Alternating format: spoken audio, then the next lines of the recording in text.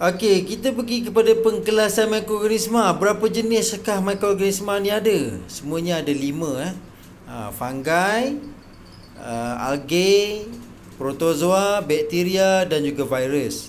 Atau fungi, alga, protozoa, bakteria dan juga virus. So macam mana nak ingat? Ini cara saya lah. Saya cakap bapuf. Bakteria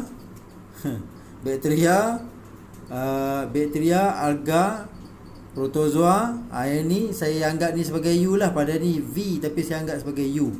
Virus dan juga fungi. So senang nak ingat bapuf.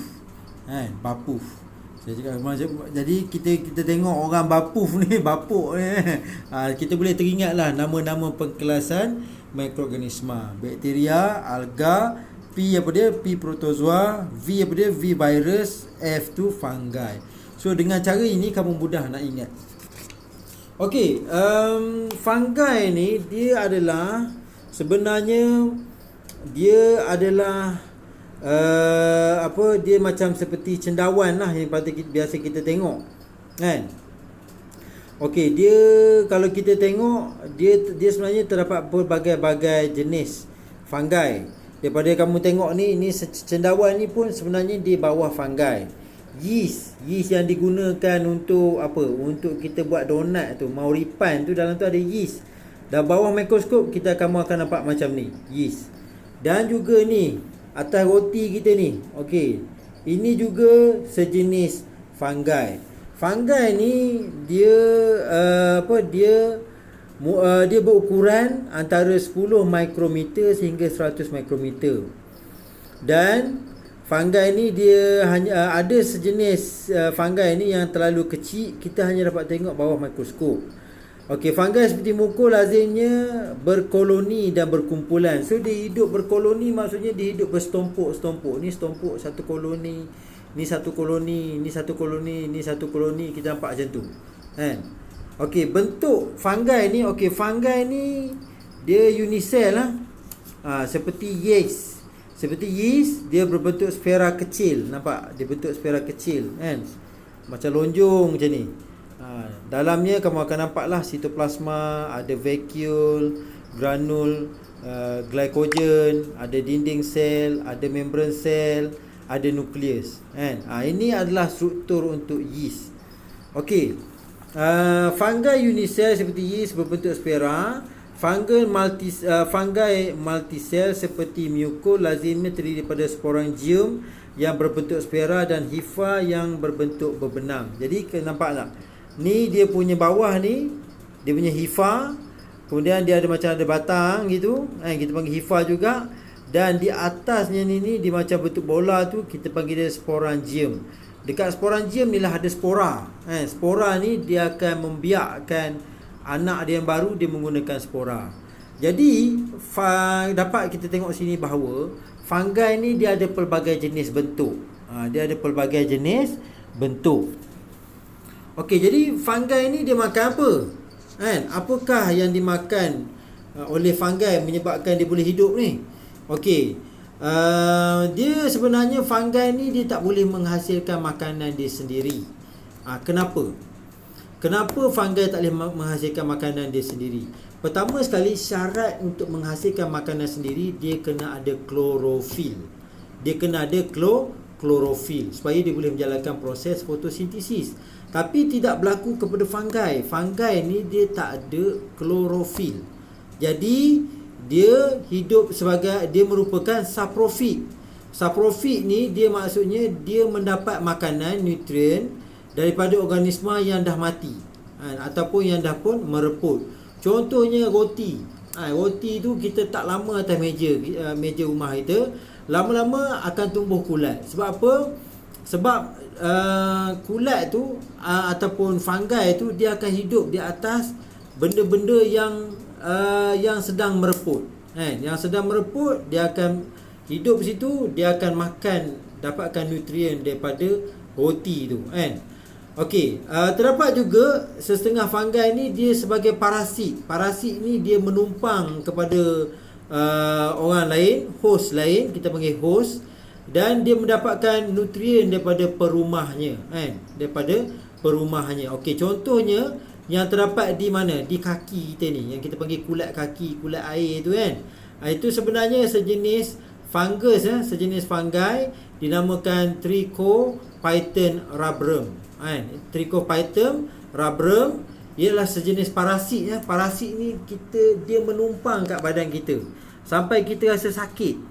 Sebab apa? Sebab dia ada dekat kita punya badan. Okey, habitat di manakah fungi ni duduk? Di manakah fungi ni duduk? Habitat mikroorganisma lazimnya dihubungkan dengan nutrisi mikroorganisma. Maksudnya biasanya mikroorganisma ni dia akan duduk kat mana adanya makanan dia. Nutrisi ni makanan dia. Oleh itu, fungi biasanya hidup di tempat yang mempunyai bahan reput yang banyak. Contohnya tinja, tinja, kulit haiwan, makanan. Fungi akan duduk kat situ. Fungi juga sesuai tumbuh di kawasan yang gelap dan lembap. Nyatakan satu contoh habitat bagi Trichophyton rubrum. Contohnya kat sini lah, kaki kita ni kan kawasan yang lembap, yang gelap, jadi memang sesuai sangat dia duduk kat sini. Okey, bagaimanakah fungi ni membiak? Kamu tengok sendiri. Contohnya yeast ni dia boleh membiak secara pertunasan. Okey, contohnya ni satu kan. Ni dia duduk satu je, lepas tu dia bertunas. Nampak? Dia bertunas.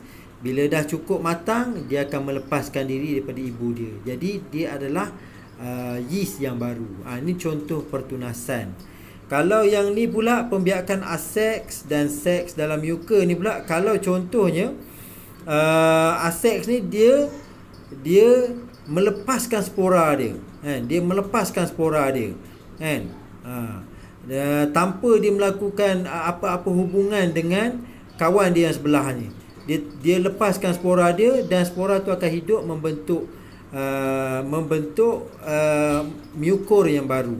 Okey, selain daripada itu, dia ada juga pertemuan antara hifa. Dia juga melakukan pembiakan secara seks, iaitu dia melakukan konjugasi. Konjugasi ni maksudnya dia berhubung dengan kawan sebelah dia ni. Dia berhubung dengan kawan sebelah ni dan dia bertukar maklumat genetik. Dia bertukar maklumat genetik, kemudian dia akan menghasilkan anak yang baru yang lebih kuat lah. Okey, jadi kita dapat tahu sinilah bahawa fungi ni dia boleh membiak dua cara. Satu kita panggil dia aseks, iaitu secara pertunasan, ataupun satu lagi dia secara seks. Dia boleh membiak secara seks, iaitu melalui konjugasi. Okey, spora merupakan sel mikroskopik yang dibebaskan oleh sporangium ni. Spora ni dilepaskan.